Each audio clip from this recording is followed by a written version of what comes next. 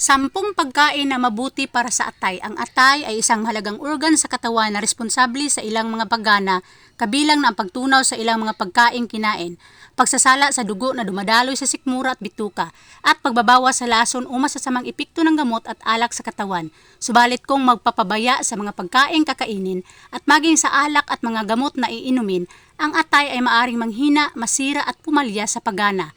Tinatawag na liver cirrhosis ang ganitong kondisyon. Sa ganitong pagkakataon, mas madaling kapitan ng mga sakit ang atay at maaring tuluyan na itong masira at mga ilangan ng bago at masiglang atay sa pamamagitan ng liver transplant.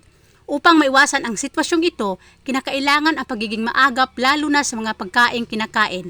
Narito ang mga pagkaing mabuti para sa atay. Una, bawang. Ang matapang at kilalang amoy ng bawang ay mayaman sa ilang mga kemikal gaya ng sulfur. Ang kemikal na ito ay makatulong sa detoxification ng atay mula sa mga nakalalasong kemikal gaya ng mercury at mga substansya mula sa mga artificial na pampalasang dinaragdag sa pagkain. Ang ikalawang pagkain na makabubuti para sa atay ay ang repolyo.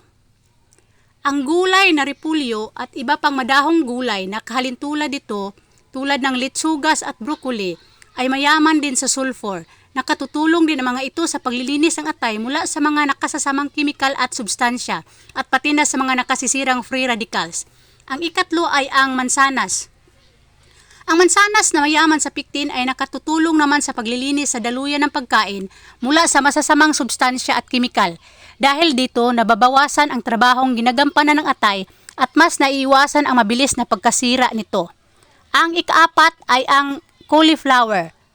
Gaya ni rin ng repolyo, ang cauliflower ay may taglay din na chemical at enzymes na nakatutulong sa mabilis at epektibong proseso ng detoxification ng atay. Mas madaling maalis ang nakasasamang carcinogen at free radicals na nagpapababa naman sa posibilidad ng pagkakasakit ng kanser. Ang ikalima ay ang luyang dilaw. Ang kemikal na curcumin na nakukuha sa luyang dilaw ay nakatutulong sa paghilom ng nasirang bahagi ng atay. Bukod pa ito sa suportang binibigay sa proseso ng detoxification ng atay. Ang ika-anim na pagkain na makabubuti para sa atay ay ang avocado. Ang mga sustansyang siksik sa laman ng avocado gaya ng uric acid ay mabuti para sa atay.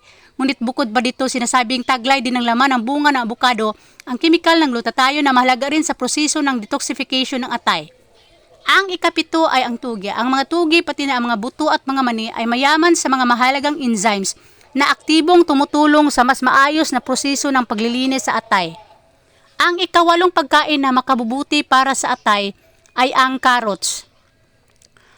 Ang mga flavonoids at beta-carotene na taglay ng carrots ay mahalaga sa kabuuang paggana ng atay. Ang ikasiyam na pagkain na makabubuti para sa atay ay ang green tea.